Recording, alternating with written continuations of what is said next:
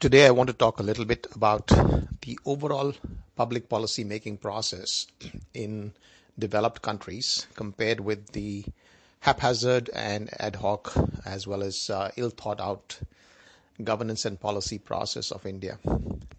So, I guess the key point first to understand is that policy is not simply about the policy. It is actually a combination of the policy and governance. So there is the best example I can think of is a bullet which you want to shoot in a particular place. And you can't shoot the bullet even though it's a very good quality bullet unless you have a good quality gun that actually does fire and can be aimed properly. So that policy is your bullet. You have a wonderful policy and you want to fire it and you want to achieve a certain outcome. And your governance system, which is your gun, is completely dilapidated and rotten, and in fact might even blow up in your face. That if that's your governance support to the policy, then no matter what policy you have, how good the policy, it will never work. So the first step is to understand how a good policy is made. The second step is to understand how good governance can be achieved.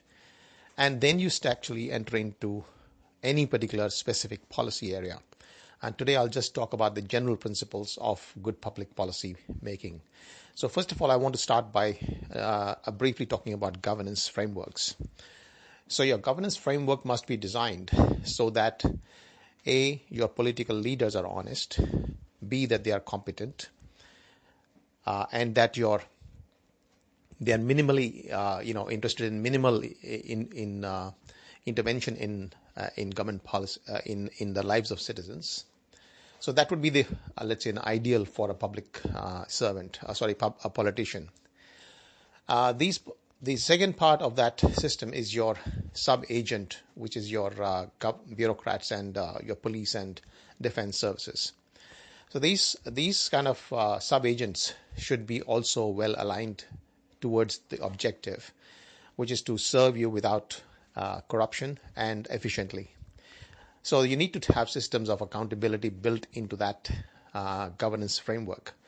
For example, ensuring contracts for the senior bureaucrats, making sure that if they don't achieve results that they are immediately terminated, and so on. So now this is one part that I have discussed at length in my book in chapter 4, Breaking Free of Narrow.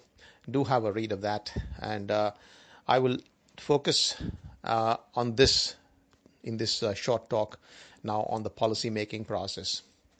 So that the first assumption here is that you have understood and achieved a wonderful governance system, because without that you simply cannot fire the best policy or the best bullet that you make. Now that you have made a good governance system, then the question is, how do you make good policy? Well, the first step is to fully understand what is going on today. So your current situation is your base case, and that is assuming that the base case would be without the role of government. So when you look at a base case, you have to eliminate any current role the government is playing, and then your assumption, you have to examine carefully what people are doing and what is being achieved, for example, environmental outcomes, etc. And that tells you what would happen without the role of a government. Then this is your opportunity. Second is your opportunity to find out what are the issues that we have with this base case. What are the problems really with this issue of government not doing anything at all. And then you work out in great detail the kinds of problems. Then you apply a first principles test. Basically, what is the role of government at all in this business? So you basically ask, is this something that the government should ever get involved in any case? Is this a first order issue or second order issue or third order issue? And that's your first principles test that you apply to the problem. Once you've decided that there is a role for government, potential role for government in dealing with the problem, then you need to identify the options. So what can the government do about the problems? And then this is where the brainstorming must occur, and all kinds of options, regardless of whether they are valid, not valid, or set, every single possible option needs to be identified. Once you've identified these options, then you apply a filter of freedom. So basically, which of the options will interfere and impinge on people's freedom, and to what extent? And any option that interferes and impinges on people's freedom unnecessarily or excessively must go. So, for example, we are definitely not here to look after people's personal decisions about their personal, choices, such as what they smoke or drink or whatever.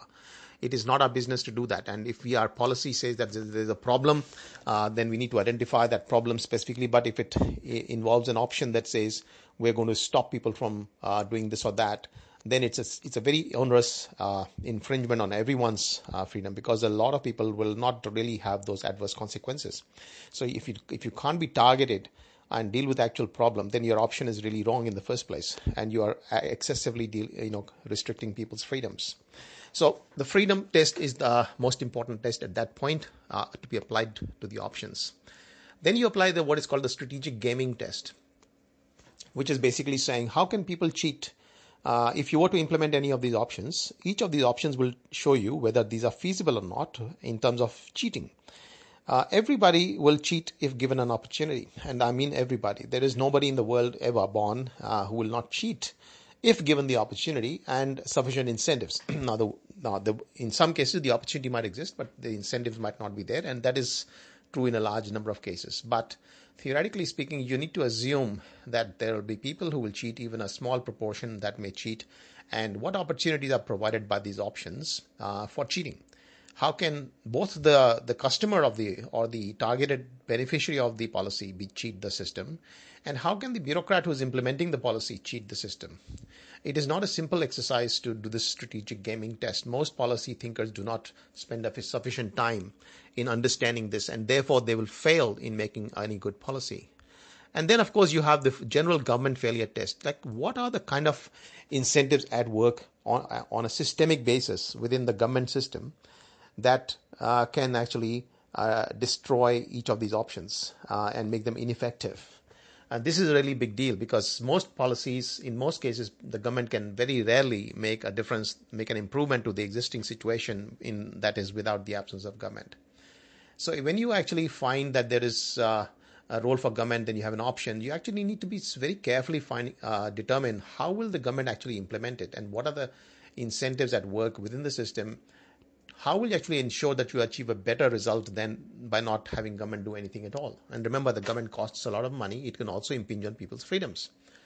Then you apply finally a next test, which is your real experience test.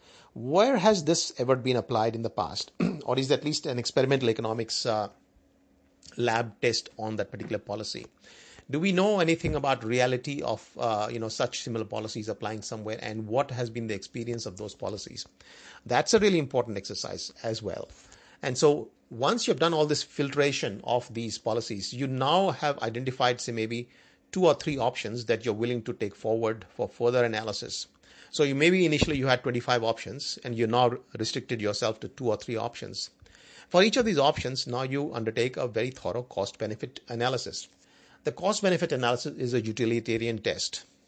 It is a Benthamite test. It has got limitations. I won't go into details about the limitations of a cost-benefit test. There are too many limitations. However, this is the best that anybody can do under the circumstances, and particularly in terms of disclosure of what you mean by a particular benefit or a particular cost. First of all, have you identified all the costs and all the benefits? Have you valued them as efficiently as possible, given the lack of information that is likely to be available in some cases? Once you've done this transparently, then you actually publish your results, get comments from the public on this whole exercise, and then improve your entire analysis based on public feedback. Followed by, once you've now got, say, one particular option that you want to consider as your policy, then you actually work out a transition path. How will you take the system from where it is today to where you want it to go? And that transition path requires a very detailed analysis and design as well. It is not something that happens automatically. With all these steps, you finally are now ready for a policy that might actually work. As you can see, these 10 steps are simply not even known, even thought about in India, leave alone the idea of actually having a policy that's designed on the basis of these steps. So we have zero examples of any sensible policy in India. All policies are bad, fundamentally flawed at every single level. The governance system is completely broken, and there is no consideration of how to improve the governance system because there's no capability at all. We have managed to somehow select some of the world's, India's worst thinkers and some of the most arrogant people to positions of power. And also these media people are completely arrogant. So the net result is that there is so much ignorance, which is really typical of the arrogant people anyway. So that's how you have this horrendous framework problem of governance framework being totally broken, policy framework not existing in India. And as a result, there's not a single example of any good policy. So I have, for example, in a blog post today, illustrated with environmental policy. Now, in Australia. But remember, this particular example is only a small fraction of the kind of thinking that has gone into this space. I have been associated with this environmental policy in Victoria for a fairly long time now, and I can show you and I can discuss with you the kinds of extensive thinking that has occurred at every stage over the last so many years, a decade or so that I've been involved. And it is only an incrementally continuous improvement process that is taking place. Even that undergoes such extraordinary amount of thinking. And not that I fully agree with everything that's happening, and that's not necessary. But I still feel that this is how a good public policy might actually come into being. Anybody with, let's say, any knowledge of the way India works would acknowledge readily that what I'm saying is completely foreign to India. There is zero capacity in the governance system, and there is zero capacity in the policy system. Now, it is important that we actually get this capacity built into the governance system because it is the government that has to lead the design of policy. But if it has got no capacity to govern, which is the current situation, it cannot possibly design policy. So we are in a catch-22 situation where there is zero capability at the top among the leadership of India, such as Modi and all these, many of them are just pure gundas anyway, and I would probably rank Modi in that category, given his past record. So we have this, a series of gundas and corrupt people leading at the top, a series of arrogant people, the so-called the IS, in the middle, who are simply never going to learn or even care for public policy. And we have the public, which is totally ignorant about these things in the first place. So this is a perfect storm, let's say, for creating a third world, third-rate and a junkyard country where everything is a mess. The rivers are polluted and stinking. The filth is scattered everywhere. There are poverty and beggars in every corner. There are rapes. There are child molestation. There is nobody is safe anywhere. Education is completely broken, etc. But of course, Indians would not even recognize this. I'm just going to write about the TB issue that is going on in India, which is the world's TB capital. The capital of every single thing that's gone wrong in the world or can go wrong, and that is India. And you can see from my talk that this is all about the governance framework and public policy making capability. So I hope with this you are in a position to evaluate whether I'm talking sense or nonsense. And if you think I'm talking sense, please start reading what I'm writing. Because I really don't have time to individually explain to everybody everything. And so at some stage, people need to put in some effort. Without that effort, you are not going to go anywhere, sir, dear sir or madam. India is lost forever if people are not willing to put basic effort to understand how good governance can be created and how good policy making can occur, while ensuring that there is minimal intrusion into people's freedoms and liberty. So this is a huge exercise. I just can't even begin to describe how big the exercise is. India is starting with a blank slate in terms of public policy making. So I hope that with this you will please pay attention to what I'm saying. It's in your interest, guys. I just keep doing what I think is necessary for this country. If you people if you really don't want it, that's your call. I can't force you. One can take the horse to the water, can't make it drink, as they say. The choice is yours. Okay, the options will require the study of this will require time and patience, and it cannot happen in 1 minute. But unless there are thousands of leaders in India who understand what I'm saying, there is no hope really for India. So it's up to you, really, guys, who are listening to this. Thanks.